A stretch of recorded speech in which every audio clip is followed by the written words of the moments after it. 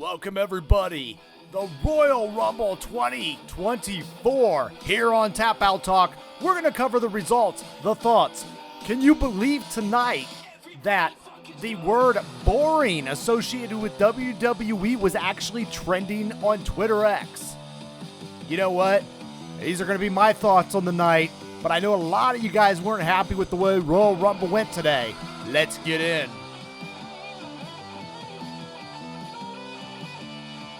All right, guys, first up, the first match is going to be the Royal Rumble women's matchup.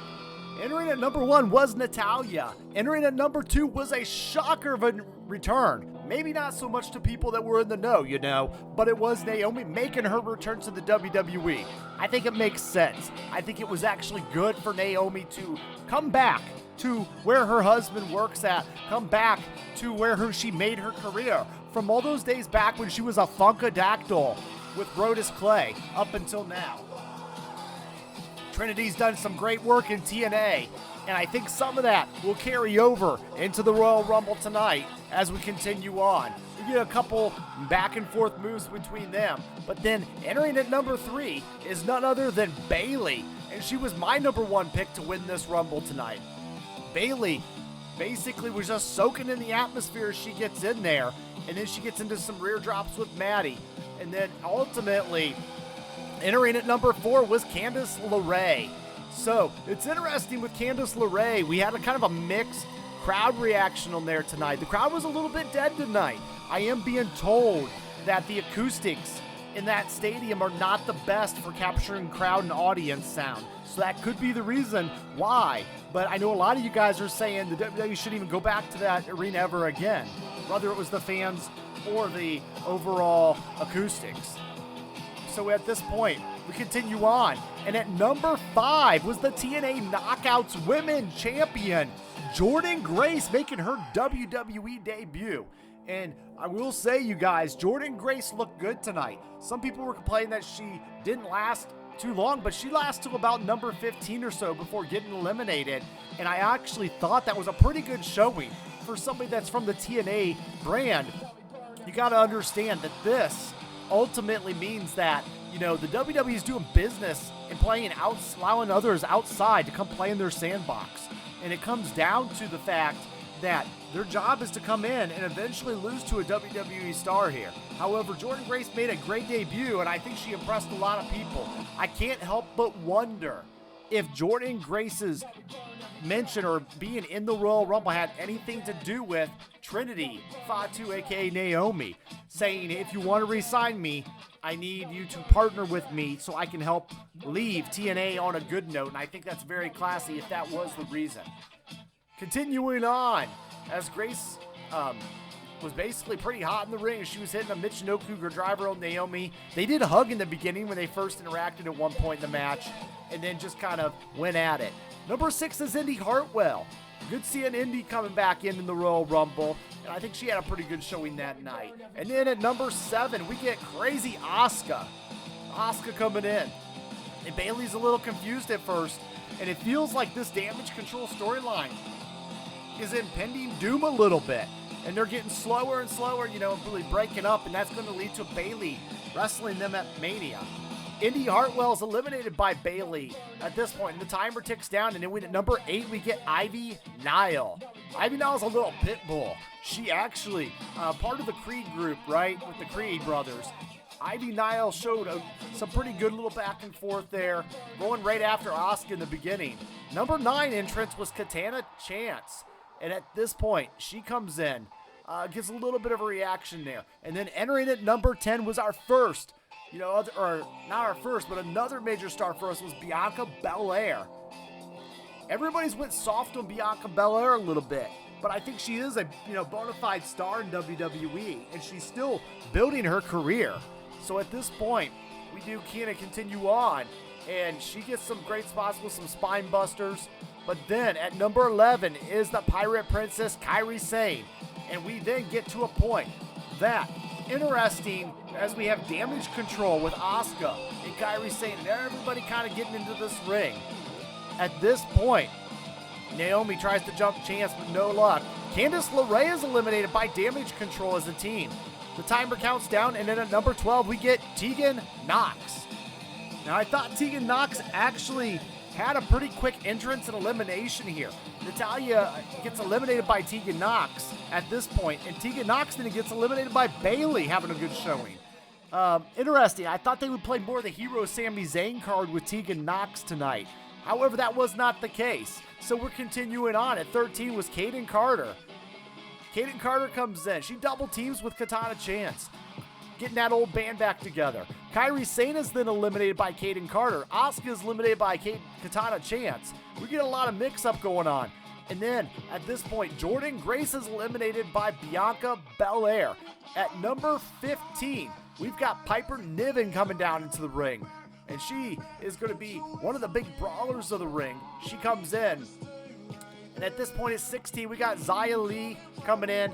Clock counts down again. We get Zelina Vega coming in, hitting a Meteora right on Katana Carter. Leg sweep, chance to knee. And then we get some back and forth there. At 18, we get Maxine Dupree. I don't know if Maxine Dupree needed to be in this Rumble. She's supposed to be the new and improved Maxine Dupree. I don't know. It kind of looked like the same for me. But ultimately, she makes her entrance again at number 18. We continue on. We get some action. Kaden Carter is going to be eliminated by Piper Niven. Looking pretty strong there. The countdown ticks, and we get Nia Jax. And now business is about to pick up with the cousin of The Rock, catching Vega and throwing her. And at this point, Xia Li is eliminated by Nia Jax. Then Ivy Nile is eliminated by Nia Jax. And at this point, I remember number 20 entering is Shotzi Blackheart driving that tank down. At this point, Nia shrugs. They try to all work together to eliminate Nia, and she shrugs them off. She comes in, and Maxine Dupree is eliminated by Bayley, and Piper Niven gets eliminated by Nia Jax. At this point, Katana Chance is eliminated by Nia Jax. Nia Jax is getting the beast mode here at the Rumble. And at this point, we're wondering, I'm saying, who is going to be the one that actually gets Nia Jax out? She's looking like the immovable object. So we keep going, and Chelsea Green is going to get eliminated. Becky Lynch enters at 21 in the timer, and then she comes right in. She eliminates Chelsea Green in humorous fashion of tapping her on the head but like a child, and then eliminating her, knocking her off the apron. So she's eliminated by Becky Lynch. The timer ticks down, and at 22, we get Alba Fire. I noticed the announce team, they had a hard time with naming some of these girls or wondering who they were. And it took them a very, very long time to identify Alba Fire. That could be a problem if your announce team's not sure who's who in the WWE. However, we continue on. And at that point, number 23, we get Shayna Baszler. Baszler coming out, the submission magician, as it will. Entering at 24 is Valhalla. And it was me, or was it Michael Cole or Corey Graves that was going a little crazy and a little too crazy over the fact that she was wearing antlers. That's right, wearing antlers, and she was geeking out pretty heavily on that. However, at this point, we don't really get Valhalla right in. We get R-Truth coming down, making his run down. And at 24, and he gets in the Women's Rumble, and then Truth realizes there's all women in the match. The general manager, Adam Pearce, is on the scene. He has to actually tell Truth that this is not the men's match. This is the women's match. It's too early. A great comedic spot. And finally, the crowd comes alive a little bit for this. Good job to R-Truth, Ron Truth Killings. But at this point, technically R-Truth was eliminated by Nia Jax. And at this point, Valhalla is eliminated by Nia Jax as well. Naomi hits a jawbreaker on Nia. And then entering at number 25 is Mia Yim. Yim is running hot and hits a tornado DDT. Alba Fire gets eliminated by Naomi. Zelina Vega gets eliminated by Shayna Baszler just after Tony Stark. Not Iron Man Tony Stark, but we got 26 is Zoe Stark. Must be Iron Man's cousin, but ultimately she makes the way. Countdown ticks. We get Roxanne Perez at 27. And then Shayna Baszler gets eliminated by Nia Jax, and Mia Yim is eliminated by Nia Jax, and Shotzi Blackheart, all eliminated by Nia Jax. They're building to something. Who is going to get Nia out of here? At number 28, Jade Cargill. makes her WWE debut in Royal Rumble entrant. A very sweet spot. And I will say this, at the time, I didn't realize it was number 28 where she came out, because I felt like Jade Cargill was in this match for a long time. And I was all into it. It was one of my moment of the night where I geeked out and popped a little. I was like, yes! You know, I was like, I'm so glad that Jade made her debut and she looked so strong. Nia Jax gets eliminated by Jade Cargill. And Jade is going on a rampage. Becky Lynch is stunned and thrilled by Nia being gone. Bayley tries to eliminate Cargill, but she's denied, and Becky gets posted. And as the countdown timer ticks, we enter, and it's Tiffy time. Tiffany Stratton making her NXT to WWE debut. And at this point, we go a little bit further. Entering at number 30 is Liv Morgan, the runner-up from the 2023 Women's Royal Rumble. We get Oblivion to Bayley right away. A super kick from Stark cuts her off. Zoe dumps her on the ring and cuts her off. Zoe Stark gets eliminated by Liv Morgan. Roxanne Perez gets eliminated by Tiffany Stratton. This match is going all over, and we're getting a little crazy. At this point, we then get Becky Lynch eliminated by Naomi, and Naomi eliminated by Jade Cargill. And I thought it was actually Jade Cargill that was eliminating Becky here in this one a little bit. But ultimately, Tiffany Stratton was eliminated by Bayley. Bianca Belair eliminated by Bayley. And Bayley is the Iron Woman of this matchup. Can she go the distance? Can she go the long way? Jade Cargill gets eliminated by Liv Morgan. There's going to be a story to tell there. I promise you that. She will have a matchup with her. Bayley thinks fast, and Bayley is the last woman eliminated with Liv Morgan. I like the ending to this match. All three of the final girls, Cargill, Bayley, and Morgan, all on the apron fighting for at least a good 90 seconds back and forth of doom until Bayley is the winner here. And Bayley did the job. She got her first ever Royal Rumble winner added to her resume. And my prediction so far is 1-for-1 for the evening. And we're going to move on. At this point, we all move on. We only got 4 matches tonight.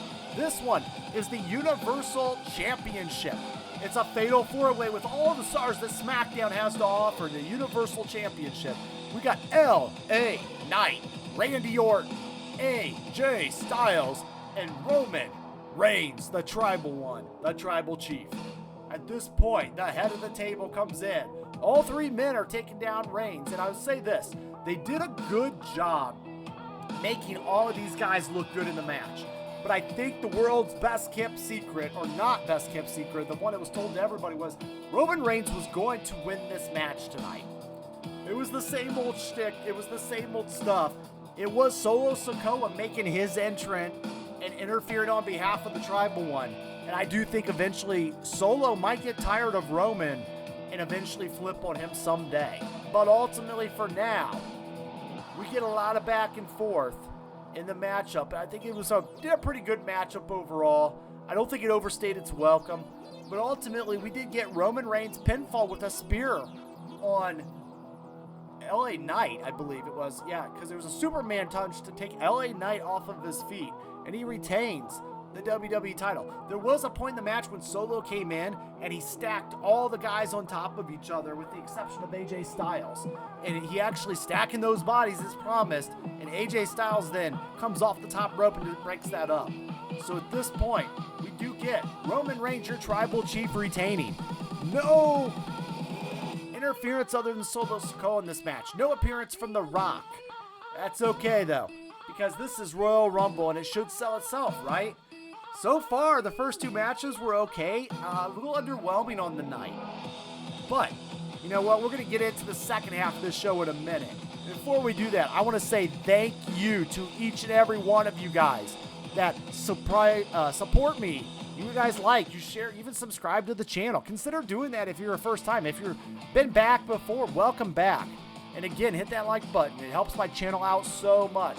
Hey, check us out on the fansofprowrestling.com. I'm on Twitter as well, over on X at the Bryan Adkins. We host spaces every Monday and Wednesday and Sundays as well. We can come, we can chat, we can ask questions to each other and talk all things wrestling. Let's get in. All right, I want to say the Royal Rumble, 3rd match of the 4 matches tonight. Kevin Owens versus Logan Paul. United States Championship. I will say, Logan Paul being United States champion, a lot of you guys don't like part-time champions. I get it. But going into WrestleMania, Logan Paul is going to be good from a brand recognition standpoint outside of the WWE. It's good to throw this title at him. It refreshes the title a little bit, makes it not seen as much. That title will eventually get moved over to somebody that is going to be very deserving of that and use that title as we move forward into Mania. All right. So we're going to be patient here. This matchup, I expected a little bit more tonight. I expected it to steal the show even. I thought they were in a good position. But I'll be honest, I've seen better Logan Paul and Kevin Owens matches. I thought the build-up was good. I thought, the idea of Kevin Owens, no nonsense, just punch Logan Paul right in the face. And I think this is classic indie wrestler versus entertainer. But ultimately, we did have some interference from a Logan Paul Prime Energy goon. But at the end of the day, we do get a little bit of a mishap here as they get Ryan Tran, I believe was his name, gets ejected. But there are brass knuckles that are handed off, and actually Kevin Owens reverses it and gets the knuckles, hits the loaded punch on Paul, and the 1, the 2, but the referee, Ryan Tran, calls a stop to it. Ryan Tran was the referee. He calls a stop to it, and at that point, Logan Paul is disqualified, so Kevin Owens technically wins, and Owen attacks Paul and throws him into the steel steps, and we're not done here. He clears the announce table. He power bombs him right through the announce table, leading into a more aggressive match coming up. And I believe my prediction with Carlos that I talked about on our Sunday's show on the Fans of Pro Wrestling was that, this would have a rematch with a no disqualification stipulation at Elimination Chamber. Speaking of which, we do have, guys, sorry about that, but I want to say we do have a little technical difficulty, but we don't have that with the Fans of Pro Wrestling. We've got shows every single Sunday.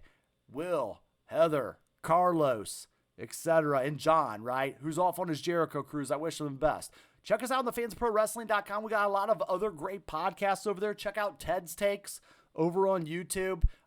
Very big friend of the channel. We support each other. It's all good stuff. But next, we've got the men's Royal Rumble match. Let's get in. And at that match, we've got to see CM Punk backstage stretching, and we get into the men's Royal Rumble match. Entrant number 1 was main event Jey Uso. Entrant number 2 was Jimmy Uso. Squaring up face to face, brother versus brother, trading the right hands as tension breaks, and we get a advantage and nearly eliminated, but is right out of the gates. At this point, we get the Grayson Waller effect with Grayson Waller coming in. We then, at this point, we do get a little bit further down, and at number 4, we get Andrade El Idolo making his WWE return from the Forbidden Door in AEW land. Andrade, I believe, will end up on SmackDown. I do think that, that would be a nice fit for him. But ultimately, Andrade slides in the ring, squares up with Grayson at this point. Enter at number 5, Mello is money, Mello is cash, Mello is ready. It's Carmelo Hayes. Hayes in, and he gets into a ducking match with Waller. Grayson Waller then gets eliminated by Carmelo Hayes. Hayes getting ready to be involved in some NXT action with Trick here pretty soon. I'm looking forward to covering that show with Booty Call NXT. At that point, we're entering number 6 with Shinsuke Nakamura. We get a little bit of good vibrations, and then we get a countdown ticking. Entering at number 7 is Santos Escobar. We get a good exchange between Andrade and Santos, changing sentiments to each other, hugging each other, and then at that point, we do get a little bit of an elimination here. Number 8, we get Karrion Kross coming out. I gotta say, Killer Karrion Kross, I was really expecting to have a more better showing at the Rumble this year with his reboot and his character, but it was very forgettable and it was kind of in and out. And I do want to say too, the Rumble matchup at this point was not doing a lot of good for me. It wasn't like, there wasn't any like thing major or anything, that just amped up the volume for me. And it was very slow, and the lack of the crowd and the audience really, was just, kind of a slow burn for me. And I was hoping it was going to pick up by the end of the night. We get Dominic Mysterio in at 9. The crowd always booing him. The guy is just a great super heel. At that point, then we get entering at number 10 is Carlito. I want to say this. Carlito's new music is not the best. I like his old theme. It had a character. It had the apple, the cool. His new music's just bland. I feel like Carlito's new music in the WWE, it'd be a WWE 2K24 generic wrestler number 19 music. So I would like to challenge the WWE to go back to the traditional Carlito music. Escobar is waiting with a bated breath with cologne while he makes his way down. At this point, Carlito whipping Dominic across the ring. Santos Escobar is eliminated by Carlito. The clock ticks down more, and we get Lashley at number 10. Bobby Lashley comes in. We get some spears.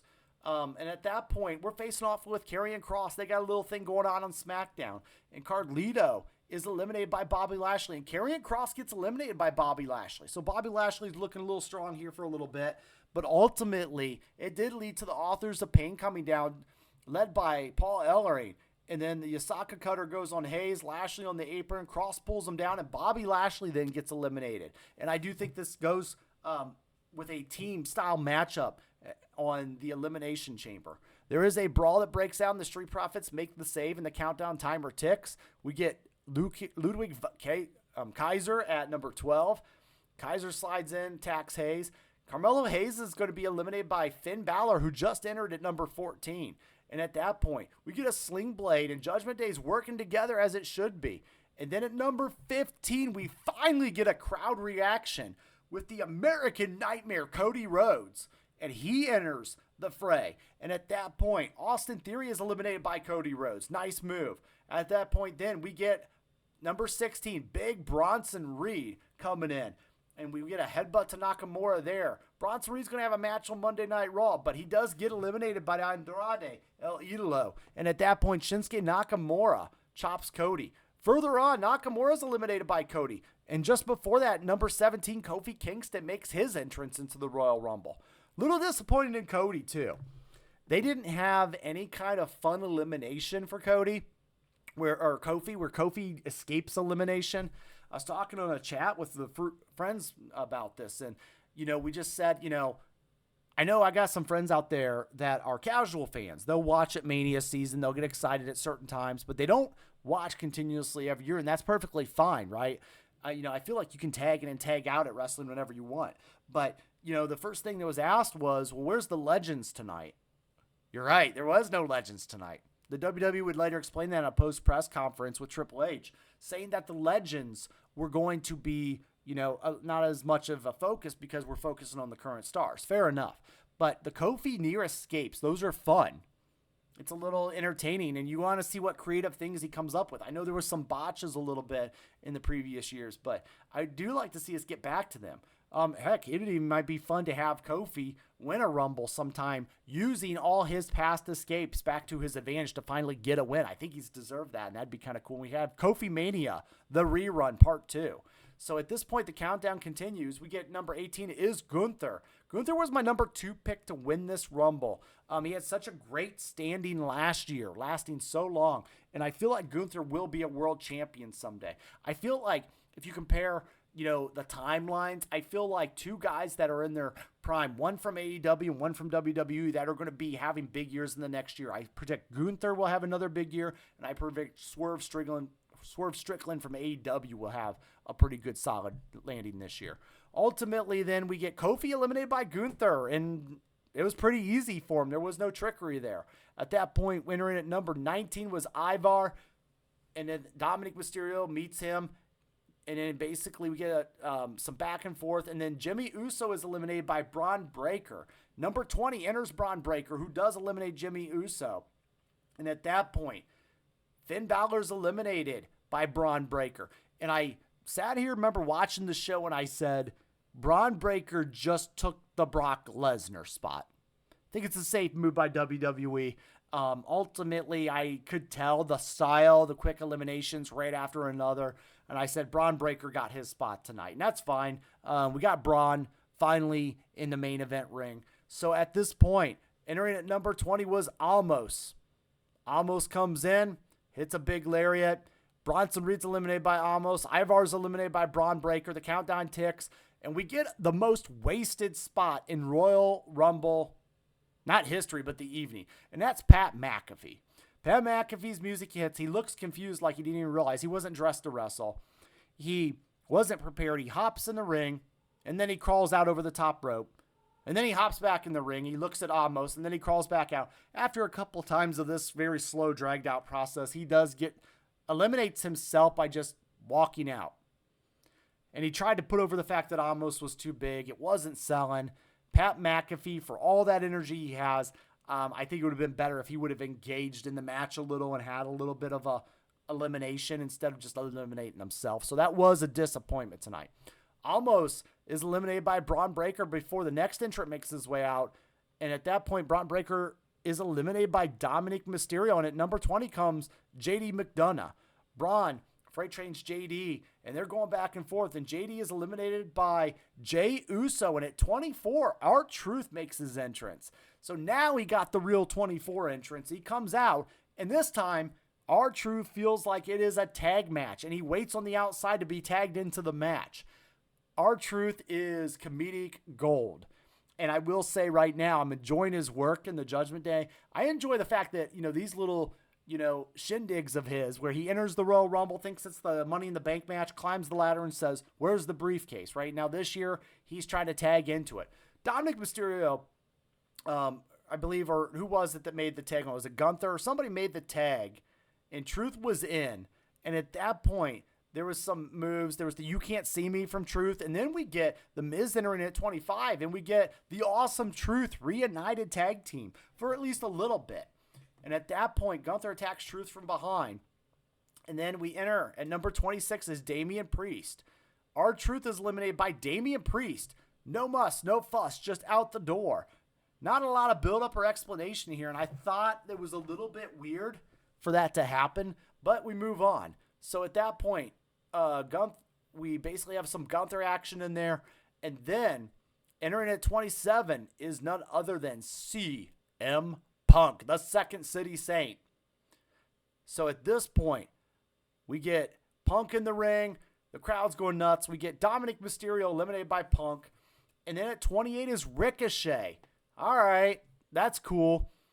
Ricochet's there. He's going to be gone soon enough. At that point, then, The Miz is eliminated by Gunther.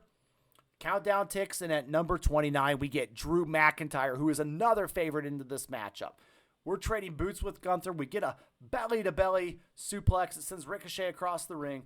Jey Uso is eliminated by Gunther. Jey is the Iron Man of the night, and he lasted for easily close to 50 minutes tonight in the Royal Rumble. So kudos to main event Jey Uso showing his worth.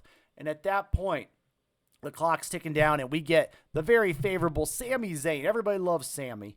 Coming down, trying his chance to win a title shot at WrestleMania against Roman Reigns, maybe. But at that point, Ricochet is eliminated by Drew McIntyre. Damian Priest gets eliminated by Sami Zayn. And Sami Zayn is eliminated by Drew McIntyre. And at that point, we see Rollins and Roman Reigns in their skyboxes. And the final four is Gunther, Punk, Rhodes, and McIntyre. And that's a solid final four. An argument can be made for any four of these men winning this Royal Rumble tonight. I love that part of the ending. And so ultimately we get the Cody Cutter hits on the ring General Gunther. And Gunther is gone. He was the runner-up in the Iron Man of last year's Rumble. And then at that point, Drew lays Punk out with chops. And then we get some back and forth matchups. I think they were trying to mimic the 2007, I believe it was, with Taker and Shawn Michaels type ending. We get down to where Drew McIntyre eliminated by CM Punk. Gunther's eliminated by Cody Rhodes. And this is where we get a little bit of a matchup between CM Punk and Cody Rhodes. And we get a little bit of that promo that was just amazing and fire, but basically on Monday Night Raw, building up to essentially a match here. And then we get CM Punk yelling, I'm not going to lose to Dusty's kid. And then he lost to Dusty's kid. Cody Rhodes wins. lasting CM Punk becoming the first man to win back-to-back Royal Rumbles in 26 years since Stone Cold Steve Austin. And the only other man outside of those two to do that is going to be Hulk Hogan. So at this point, we do have Cody kissing the mat, celebrating, and pointing at the sign as the fireworks go off. And he wastes no time pointing at Roman Reigns and calling him out. He's going for part 2 at WrestleMania 40 to finish the story. Great move tonight by WWE here. Cody was definitely the right, call. Let's get into our final thoughts. All right, guys, final thoughts for the Royal Rumble. So I do want to say the WWE got it right tonight with Bayley winning. They got it right tonight with Cody Rhodes winning over CM Punk. I feel from a business ethics standpoint, you can't just throw the keys at Punk and give him the keys to the kingdom. I feel like Cody, the way he left AEW, he respected the wrestling business. He left the WWE the right way when he first left. Bet on himself, established AEW, left AEW the right way to come back. Cody Rhodes respects the wrestling business like no other. He's a Rhodes. It's royalty. CM Punk left WWE not on the best way or terms, but I supported him. He had his reasons. Fair enough. You have a right to go where you want to be happy. Also, I like his quote of, you don't get better in life by being at the place that made you sick where you were. And it was a quote I felt, it'll stay with me forever because I've had situations in my life where I said, I don't want to be sick staying here anymore. I need to get better. So ultimately, we have CM Punk, though, come back, and he left AEW not on the best of terms. So it sends the right message to the locker room to allow Cody Rhodes this win tonight over CM Punk. Now, for all you guys that are the extreme CM Punk supporters, I do want to let you guys know that CM Punk will still have his moment. I believe that comes at Elimination Chamber in that match, the Elimination Chamber match, where Punk will get his match against a Seth Rollins at WrestleMania. That's the prediction. But tonight, it was Cody's night. The right message was sent to that locker room. You do business the right way. We do business the right way. We can give you the right things. When you do the right things happen in life. Guys, that's all I got for you. I wanted to make this a quick edit and recap, but thank you so much for being with me here on the road to WrestleMania. It's not goodbye. Like, share, subscribe. It's just game over.